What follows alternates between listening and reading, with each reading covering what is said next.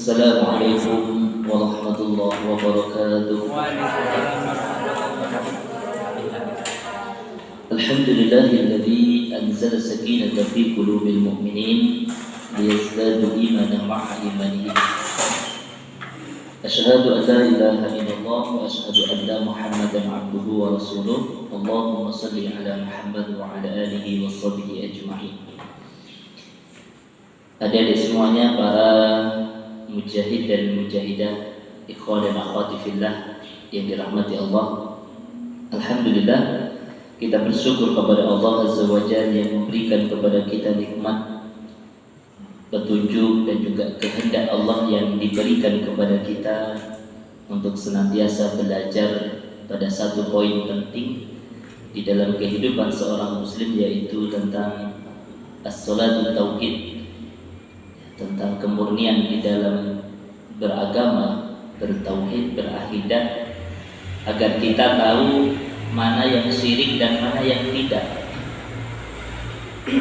Makanya banyak ahli ibadah tetapi masuk neraka. Kenapa? Dia ahli fikih tapi tauhidnya bermasalah. Karena cukup satu kesyirikan, dia menghabiskan seluruh pahala. Makanya ini yang paling penting. Maka Nabi mengatakan buniyal Islamu ala khamsin. Islam dibangun atas 5 perkara. Syahadat alla ilaha illallah wa anna Muhammadar Rasulullah. Yang pertama adalah syahadat. Kalau yang 4 ini amal. Wa iqamus shalah wa itauz zakat wa shaum ramadan wa hajjul bait. Ada salat, zakat, kemudian puasa dan haji. Ini amal. Maka termasuk, apakah kesyirikan itu hanya terjadi di Indonesia? Tidak. Di seluruh dunia ada. Bahkan di mana Islam senantiasa dikembangkan itu juga banyak kesyirikan. Contohnya di Arab Saudi, di Mekah Al-Mukarramah ataupun di Jabal Rahmah, yang orang wukuf di sana itu banyak kesyirikan.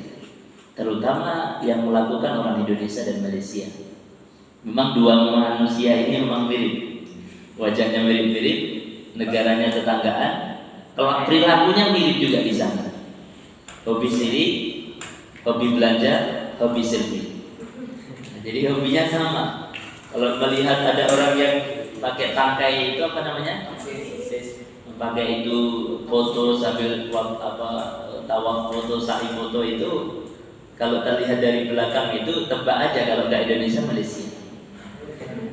Karena ternyata di negara lain nggak sibuk dengan itu ketika beribadah. Ini kenapa terjadi? Karena akidahnya. Ya, karena akidahnya. Kenapa ada orang yang berani menduakan Allah? Pasti akidahnya. Kenapa ada orang yang berani ninggalin sholat? Pasti akidahnya. Kalau secara hukum mereka tahu apa hukum sholat wajib, mereka tahu. Tapi karena akidahnya bermasalah, mereka berani ninggalin sholat. Kenapa ada orang yang berani membuka aurat? Padahal mereka tahu. Tanya orang yang pakai pakaian ketat, aurat itu wajib atau sunnah? Mereka akan menjawab wajib. Tapi kenapa nggak nutup aurat? Karena akidahnya. Ini merupakan hal yang paling penting. Ada spidol ya? Spidol. Ada Pak? Di ruangan biasa. Jadi ada poin-poin yang nanti kita bisa tuliskan ya, Mas tulis. Alhamdulillah, ada di semuanya hadir yang akhwat juga. Kalau kemarin kita banyak diskusi dengan yang ikhwannya. Yang ikhwannya ada yang nggak hadir kan? Yang kemarin? Iya. Pulang kampung atau takut? Ada pulang kampung, ada yang katanya capek, ada kegiatan gitu. Oke. Belajar memang melelahkan, meletihkan. Kalau tidak mau letih lelah ya tidur pun letih juga. Coba aja tidur pada subuh, pasti letih dibangun. Kalau saya prinsip menyesallah di awal. Kan orang menyebutkan menyesal itu di akhir ya. Kenapa penyesalan itu munculnya di akhir ya? Kalau saya di awal menyesal. Pernah suatu ketika, Pernah suatu ketika saya di pondok dulu, di Pondok Darussalam Demak. Setelah dari Mahat Az-Zubair, itu di Pondok Darussalam Demak, di dekat Masjid Sunan Kalijaga di Demak. Itu penyesalan yang luar biasa, sampai sekarang pun masih ingat. Gimana nggak nyesel hidup kayak di penjara?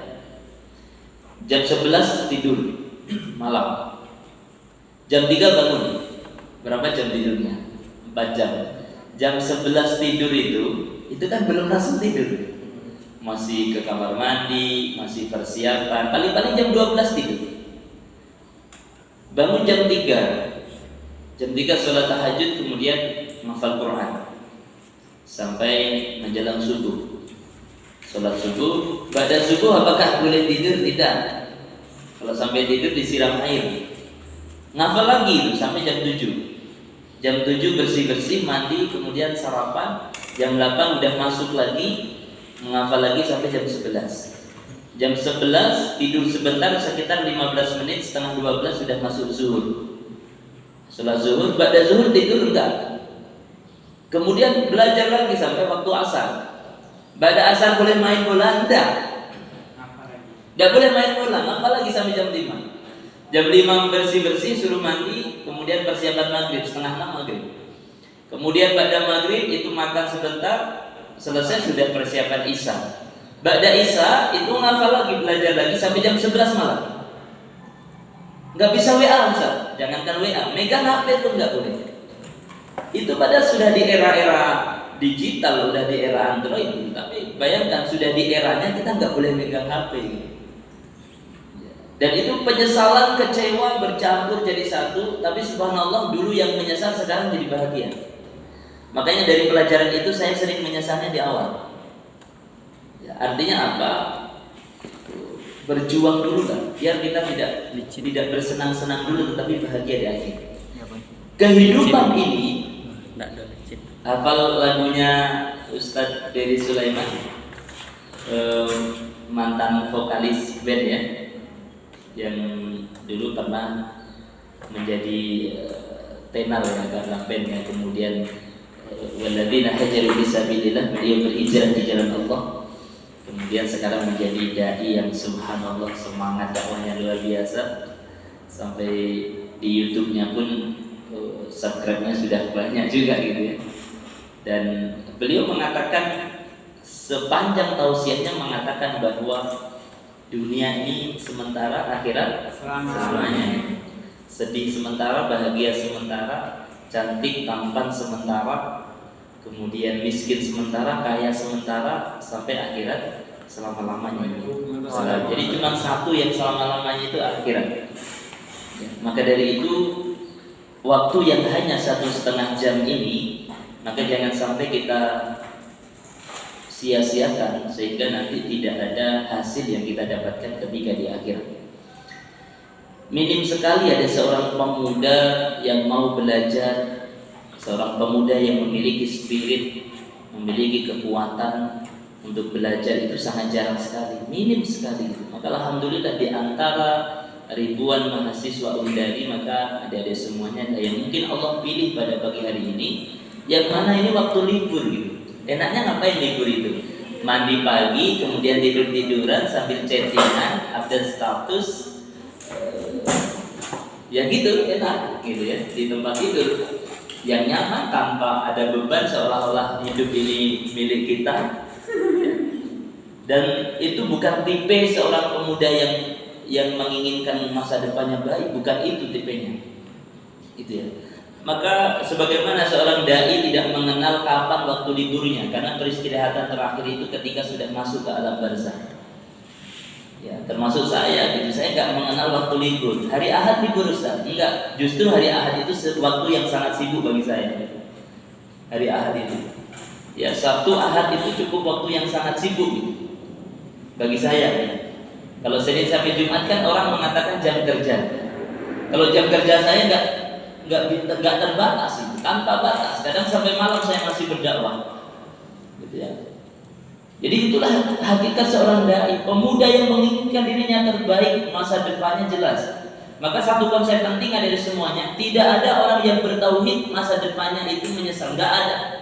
Lihatlah sejarahnya, pasti sukses, pasti bahagia.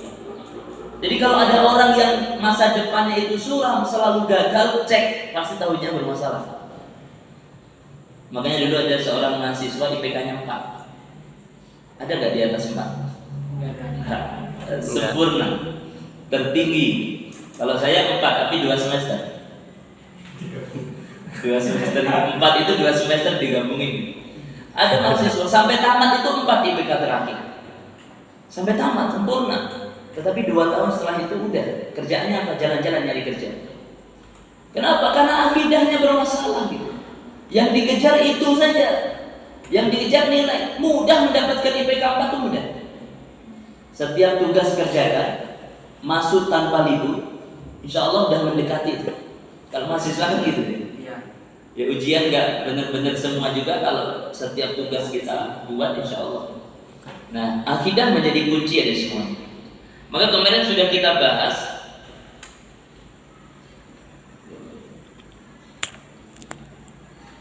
ini sedikit perkenalan aktivitas dakwah yang tidak terhenti saya kerjakan di klinik, kemudian di yayasan pendidikan, di IKD, dakwah yang tiada henti, kemudian mengurusi pasien juga yang berbagai macam keluhan dan perilaku yang luar biasa. Makanya gunakan itu sudah maksimal. Nah, ini kemarin yang kita bahas satu slide. Ya, ada satu slide yang kita bahas. Lalu kita review, kita persingkat.